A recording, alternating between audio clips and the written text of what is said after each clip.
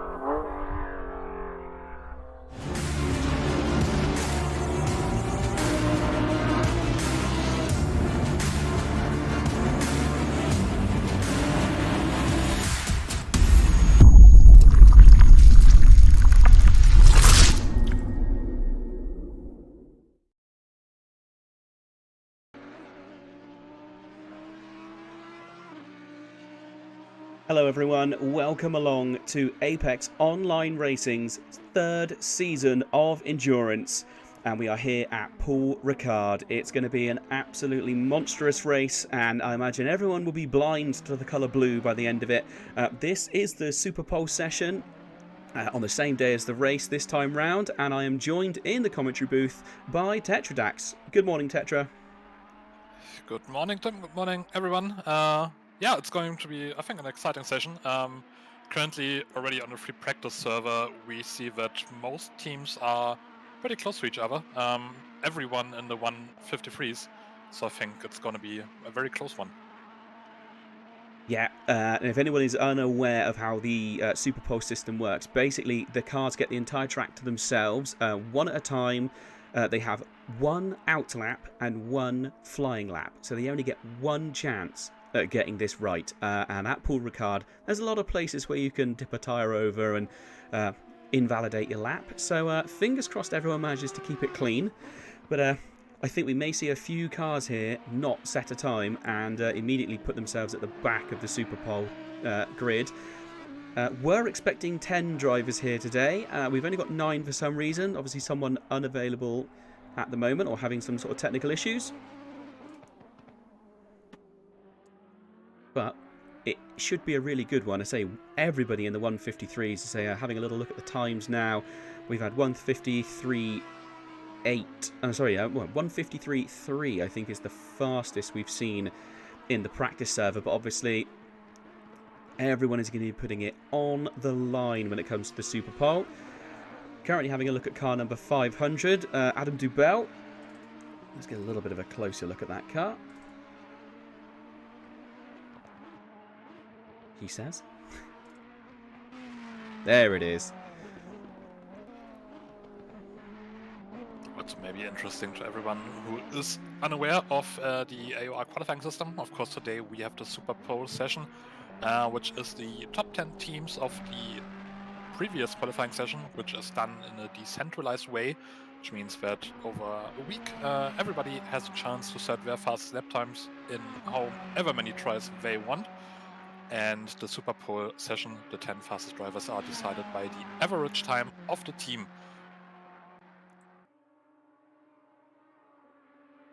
Yeah, it always makes for quite interesting racing as well, because you can have someone that is blisteringly fast on your team, but where it is spread across as an average, if you don't get into the Superpole, you can't put your fastest driver there to put in an absolutely, fantastic flyer and get you right to the front of the grid. So you might end up being slightly further back in the grid because your average isn't as fast as your fastest driver. So you do get some nice sort of drives towards the front. It isn't just a static grid the whole way through. And obviously, over an endurance race, I think there's 9 hours.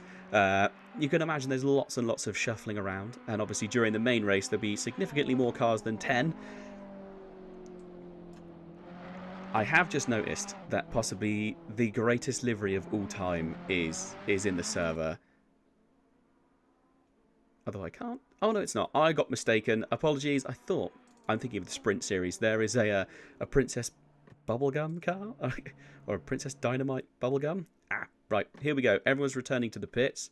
So it should be transferring over into the Superpole. So our first car should be leaving reasonably soon. I think it's just car 202 that's out on the circuit. So I imagine once he returns to the pits...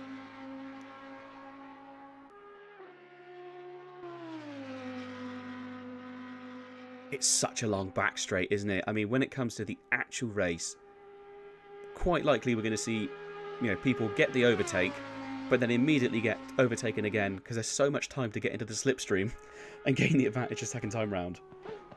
I mean, it's one of the sort of tracks where you can just put a brick on the gas pedal, go for a coffee, have a quick lie down. It's incredibly long. But what is interesting to me is that we don't necessarily see that in a selection of cars.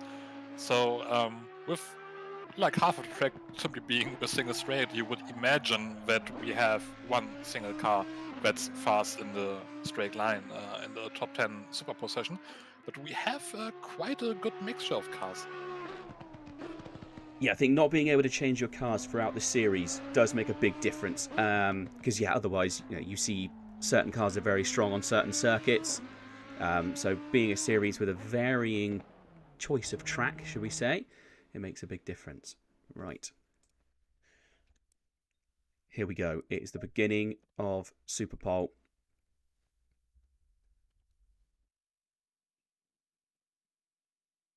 So we should see the number 42 car, Leipert Esports, go out first. There it goes. One of two of the Aston Martins.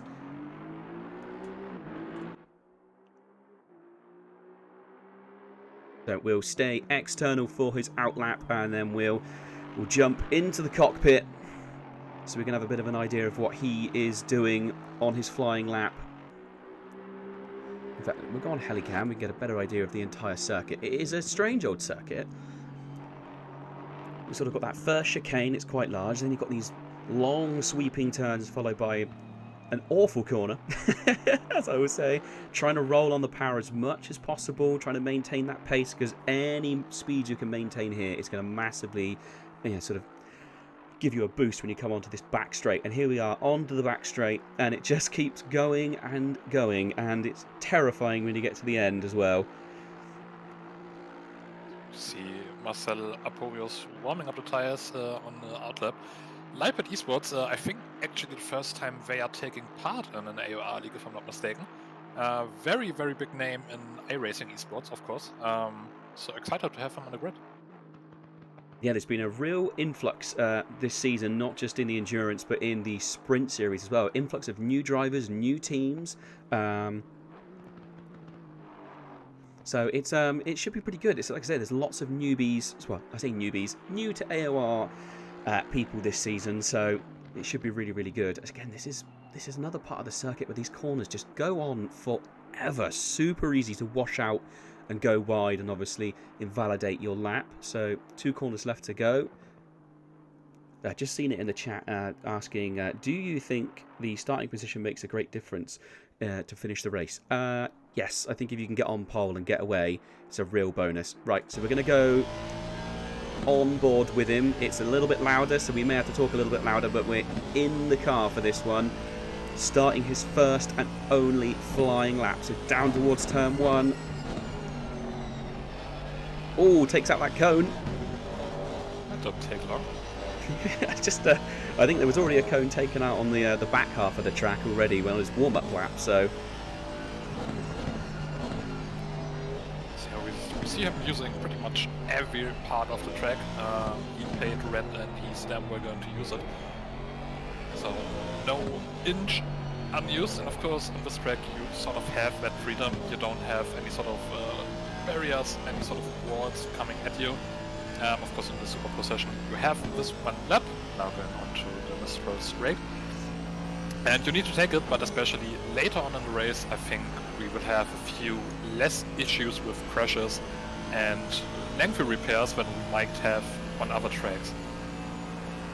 Yeah, there's not as many obstacles to hit here, is there? There's lots of runoff, so possibly not as much sort of damage. This is the corner I despise. It's such a hard corner to get right. You want to carry as much speed as possible, but you don't want to go wide, and it's so easy to wash out. You have a bit of freedom to go wide out of there, so you might have seen the markings on the outside of the track. The track limits are not actually the white lines on that part of the track, but it's very difficult to get right in the game. It's just such an arbitrary line that you have to remember in your head. You can't see where the track limits end. So I wouldn't be surprised if we see 1 or 2 drivers in this session invalidate their laps right there.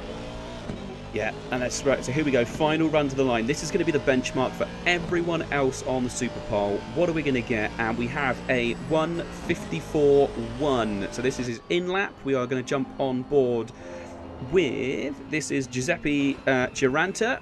Apologies if I have mispronounced any of those words. And he is just about to start his flying lap. We'll have a quick look at the outside of the car in the all-black Audi. Does look very menacing, and obviously in the later parts of the circuit that's going to be a difficult one to see on the track, I think. So we'll jump back in the cockpit with him. So that's the Jean Alesi Esports Academy, and that's a name I didn't think I would ever commentate about in esports, but here we are. Jean Alesi Esports Academy taking part in AOR as well.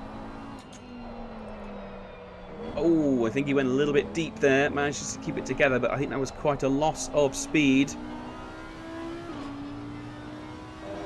So we'll see how it goes. The Audi, to be fair, I don't actually know what the Evo 2 is like in the most previous BOPs. I know, sort of obviously beforehand, it was an absolute monster in a straight line, so it'd be interesting to see how it gets on here. Again, you just see how long this straight is. It is unbelievable. And so, again, very easy to get your braking done too early because you're worrying about this corner, or too late. Throws the Audi in, dips a gear. Oh, possibly. I think that's still valid. Yeah, he's still pushing, so that would suggest that that's still valid. I say these guys, quite often if they invalidate it, that's it. They won't keep pushing, and they know as soon as it's over, it's over.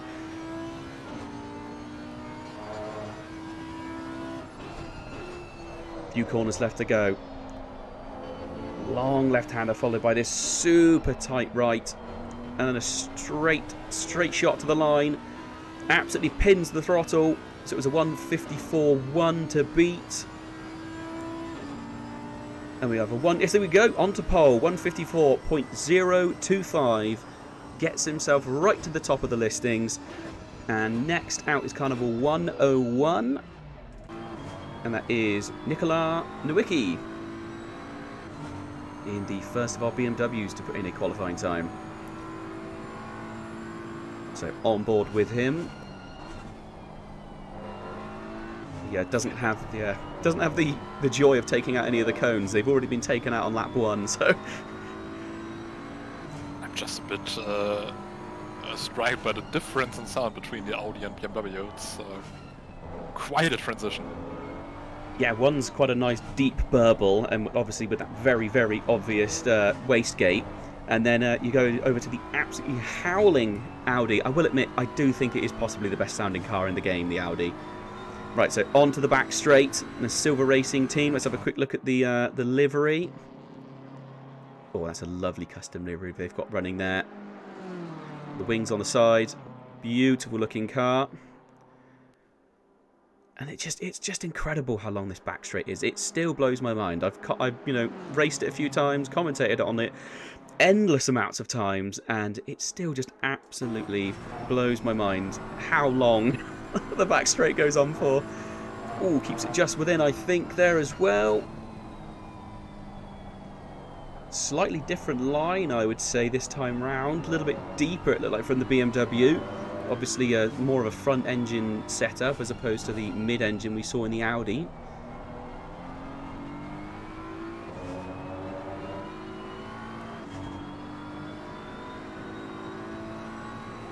Hard onto the brakes again through the penultimate turn. Very sort of odd double apex, that corner. And now getting ready for the final sprint to the line. Foot to the floor in the BMW. See what it can do.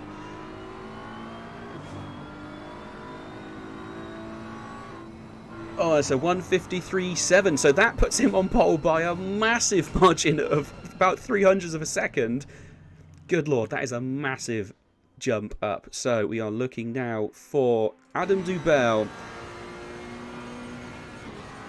I think it's the sole Ferrari on the track today in the session. And I think this is nearly as loud as the Audi. This Yeah, is it's probably my favorite sounding car on the grid, but I'm not a bit in love with that livery. That's an amazing livery.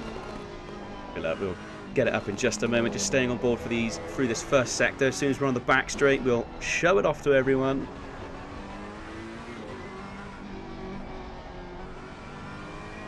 Here we go, getting himself lined up, trying to carry as much speed flat through there, holds it together nicely. So let's see that livery. And it's some very tasteful colours, isn't it? That's a very Italian car, we'll say that. It's a shame that we don't have any sort of sector times, because I would imagine that on the long straight, the Ferrari has somewhat of a disadvantage, especially compared to the BMW we just saw. But it looked a bit more, I would say, nimble in the corners. I think almost went too wide there as well. And a very wide line.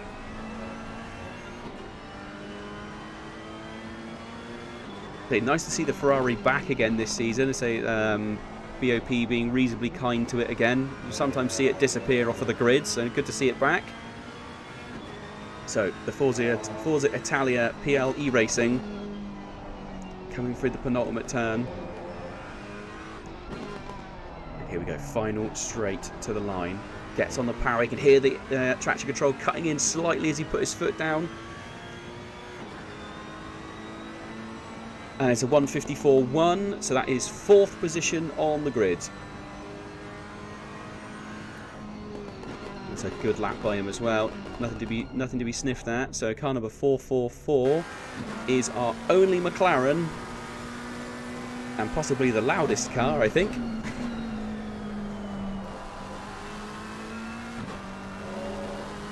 Just mentioned the long straight and what cars are advantage. I was actually pretty wrong, because the Ferrari we just saw with the fastest time in Sector 2, so that's pretty much exclusively the straight. It's surprised there as well, to be fair. I thought the BMW or the Audi would have been the more dominant car, but again, this is the newest BOP, so balance of performance. All these cars being very different in design and size, but all should be reasonably well balanced. So car number 444 on the back straight at the moment, in black and green attire. You can just see the BMW in the background weaving of Oliars.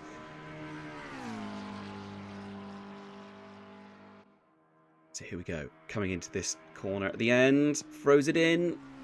Such a tough corner. Oh. That I don't know if that was in or not. It's so hard to tell. I think it's still a valid lap, but I don't think you can go any further out than that. No. And I'm just waiting to be proven wrong by the next guy.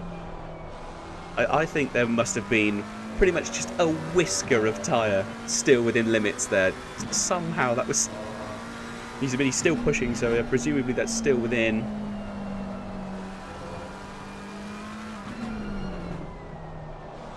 Here we go, final run to the line, gets a good go. pushing hard. And it's a 1:53.9. So that's second place for the McLaren. It's a really good run. So over to Ollie Yar's car number 7. And a stark difference in engine tone, as we said before. Ole Jars with the 3rd fastest time in the decentralized qualifying. So maybe from Team URL, a good strategy to put him in the Superpole session. So they may just be punching a bit above their weight. Again, though, if they can keep themselves out of trouble and just maintain cleanly, you know, we see it not just in esports but in real life as well, that you can have a sort of more of a dominant driver in your team that can make a huge difference, especially in endurance racing. So on to the back straight. Let's have a quick look at the livery. So it's a dark blue and sort of satin black car, this car number 7. It is a good looking car, the new BMW. The M4 is a beautiful looking car. I always felt like the M6 was just a bit too chunky, but throws it in. That was a much more conservative line, I'd say, through there. But it also looked a bit cleaner than the McLaren we just saw. A bit less unstable, but of course there's also a big difference between the BMW and the McLaren in general. I don't think the McLaren's ever stable. Maybe when it's parked up in the pits it is, but apart from that, it is a wily coyote, that car. Very interesting seeing the different lines here, even with the just between the two BMWs. Oh, got on the power a little bit too quick, had to correct himself. So final. Costly coming out of the final corner, but let's see if it was and it wasn't really. That's a 153.9, so P2 for now, and under 100 faster than the McLaren. That is unbelievably close. Right, on board with car number 202, and this is Diego Carlino.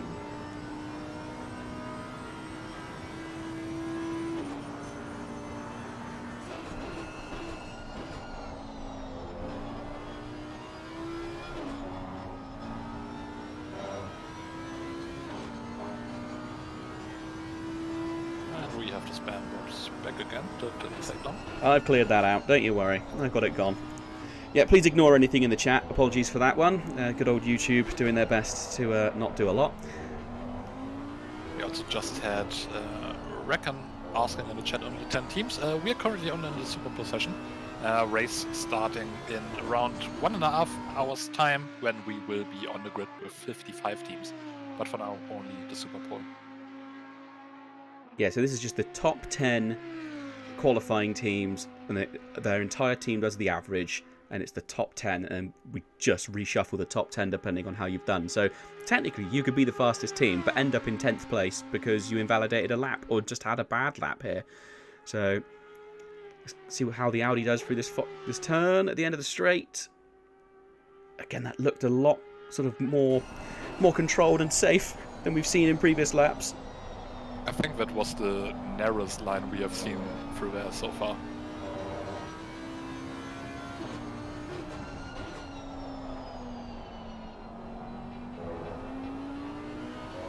Running all the way over the curbs. This is the kind of track where I always imagine the Ferrari's going to struggle, because it's already all quite skittish on the curbs, and there's a lot of curb usage here. Again, such different lines from everybody. So final sprint to the line. On number 202, and it's going to put in a 1:54.395. So 7th place on the grid currently. I think that's one of 3 SPQR teams we have on the grid today for the Superpole session. This was somebody mentioned in the chat, for the greater glory of Rome? Question mark. And no reckon, it's 2 hours just on server. We will see 3 more cars, and then that's it for this quali session. So every team only has a single lap to try. to set the fastest lap time. This is Giuseppe Diana. In another one of the Audis. 3 of them here today, as we said in the Superpole. But really good to see such a nice shuffled grid. Obviously, at the moment, the 2 BMWs currently are putting the fastest laps. But it is nice to see there's a nice selection of cars. It's not just all one make or model. Let's quickly have a look at the livery on this one. It's another good one, I believe. Wait for the cameras to catch up and show us. They're so far apart because of how long the straight is. Yeah, car number 203, another very nice looking car. That yellow, black and red livery. How does he do here? Oh! Very controlled line. Didn't look unstable or anything, but it was pretty wide as well. So that's... You could just directly see what I mentioned earlier. It's a very wide line you can take without hitting the track limits. Giuseppe didn't hit them either. That's still a valid lap. That's the stuff where I think you can see the pros, the actual very fast guys differentiate from scrubs like me, because I would invalidate that lap around 60% of the time. Oh, 100%. If that was me, there would be lots of invalidations. Right, here we go. Final sprint to the line. What are we looking at here? And it is a 1:53.647 onto pole position. So an Audi has dethroned the 2 BMWs. So now we're looking for car number 3. And this is Leonardo Pocho. Apologies if I have pronounced that incorrectly. So just starting his flying lap.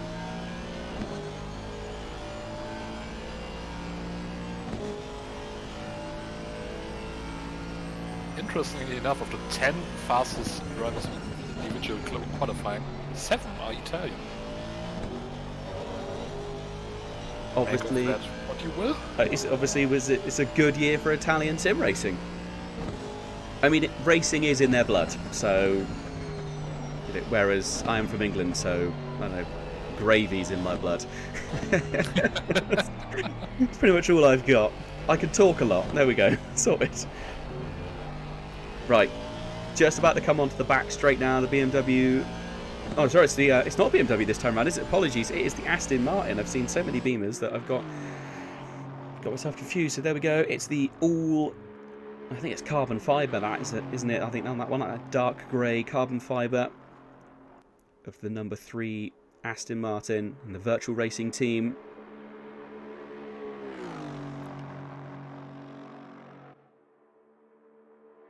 Ignoring all of the brake markers and flinging his way on through. I'm guessing it's actually probably more those little cones on the outside edge that are the actual track limit. So I imagine if you hit those, then that's when you invalidate your lap. And everyone's managed to avoid them so far.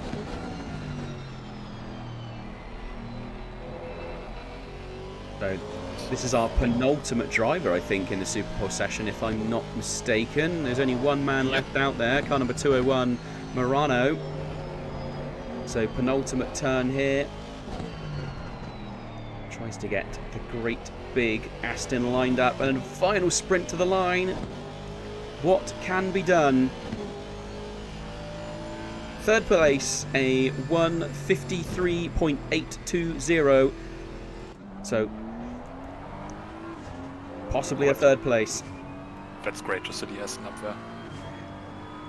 Yeah, and it's really good to see the front of the grid is the podium is all different cars at the moment. So here comes another BMW. They could ruin that and take 2 spots on the podium in Superpole. But let's see, it's another SPQ Racing Team car.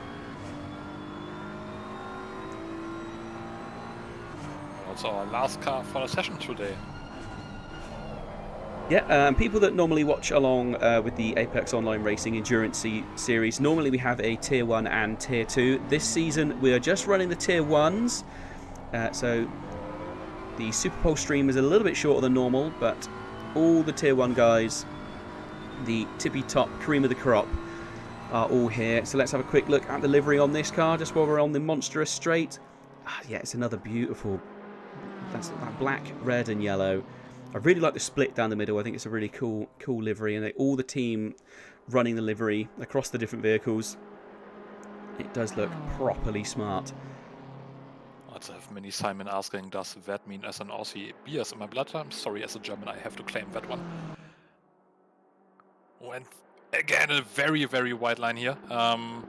Still not over the edge, just on the edge. But it looked a tad unstable coming out of it. So maybe some time lost there, but we will have to wait and see. We'll get the answer shortly. Ooh, big slide from him there. Sawing getting a lot of opposite lock, and you could hear the tyres scream out in pain. Just pushed that a little bit too hard. He'll be probably disappointed in that. And as we said, you only get one chance, and they will be on the absolute edge. Takes a massive chunk of inside curve, trying to gain any speed he can now. So let's see what time he sets. And a 1:54.447. So yes, that does put him in 10th place on the grid. That slide, obviously, not what he wanted.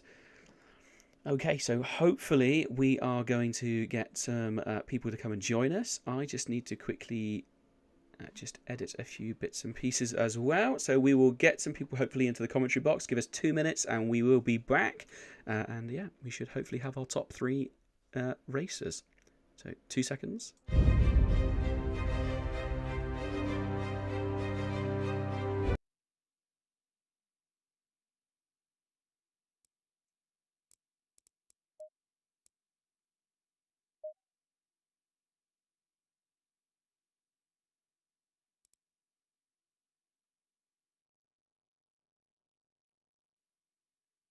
Right, so fingers crossed we're going to get some people in with us. You should still be coming through. YouTube chat, if you want to say, no, you can't hear Tetradax, do let me know. And I think we have Giuseppe ready for an interview. So let's just bring him up.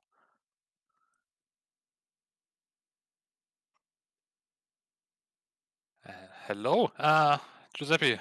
Hello. I Hi, guys. hope I'm pronouncing that right. How are you doing? Fine, thank you. How are you? How was the Superpole? It was very exciting one.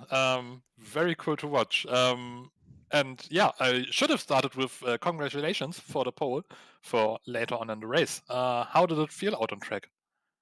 Yeah, I can believe it honestly, because it's really hard here at Paul Ricard to every corner you risk to invalidate your lap, so you need to be careful. I didn't expect honestly this P1 here.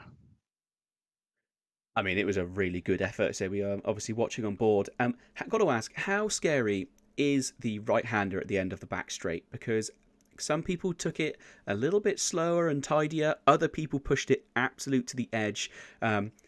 What's going through your mind as you're thundering towards that corner? Because you have so much time to think about it. Yeah, that's the problem. Because you have time to think about it. It's a bit scary, but through setups, you can really be a bit more confident in the car. So it's a bit tricky, but with laps and practice, it's not that bad. Yeah, the thing is that you only have one lap, so if you screw that corner, you screw everything. Yeah, which we did actually see on the final lap. It was one of the BMWs, our final driver out there, just overcooked it slightly and went sideways. I think it was through was it penultimate turn, or might have been third to last corner, to sort of through those S's, and ended up in 10th position because it's just such a tight grid. The top 5 of you all within the 153. So you did a 153.647 as your best lap. And then in 5th place, it's a 153.992. So there's not even 300ths of a second between you and 5th place. So it's such a tightly packed grid. It's absolutely unbelievable. Yeah, so Yeah, really well done to get yourself up there, because there may have only been 10 of you out there, but it is a very, very strong 10 that you were up against. So Yeah. how are you feeling? Yeah. Obviously, being on pole, we did get asked this in the chat actually, so I'll ask you yourself as an actual racer. Pole position, obviously, it is an endurance race. How important is pole position for you? Well, I don't think P1, P2, P3, there's much difference. Um, the important thing is do not start in the middle of the pack because of first lap incidents, you know. And also in this track, I don't think that starting P1 it's good for us with the Audi because we are slow on the straight. So the BMW behind us surely will catch us on the first lap. So this will be interesting. One to watch out for on the back straight might be the Ferraris as well. I think we actually saw that the Ferrari set the fastest Sector 2, which obviously is pretty much just the back straight. So whether that was just a really lucky run onto the straight, or they're not running any wing whatsoever, I'm not sure. But yeah, it might be one to watch out for, the Ferraris coming up behind you if you think the back straight is going to be your weak spot. But, well, thank you ever so much for joining us. Best of luck later on in the race. I say, if the performance we've seen today in the Superpole is anything to go by, I think you stand a pretty good chance. Obviously, anything can happen in endurance racing. But, yeah, best of luck to you and your team this afternoon. Thank you very much, guys. Finger crossed. Well, we'll have our fingers crossed for you as well. Cheers. Cheers. Well, I think we're only being joined by the one man, it would seem. No one else seems to be that keen. I know sometimes it can be that English isn't their first language, so quite a lot of drivers are a little bit nervous about coming in. I'm just double checking that no one's waiting in any of the other areas. I can't see anybody saying about it. No, it doesn't. There's anyone now, but I also race start in 90 minutes, so probably very deep in preparation. Yeah, probably it is. Not long till the race actually starts. So, yes, obviously, that was the end of Superpole. Do stay on the Apex Online Racing channel on YouTube, and obviously the Part 1 and Part 2 of the race are both up and there. So if you want to sort of click on those, you can get yourself notified when it's going to start. Say Part 1, the race starts at 1 p.m. And there will be a switch over between commentary teams at some point. So if you leave it on Part 1 and suddenly you come back and there's no racing, go over to Part 2. Should be all there. So yeah, thank you ever so much for joining us. Thank you very much for joining me in the commentary booth, Tetra. Very welcome. Very good again, as always. Yeah, hopefully it should be a good one later. Thank you to everybody that's joined us, and we shall see you at 1 p.m. Cheers.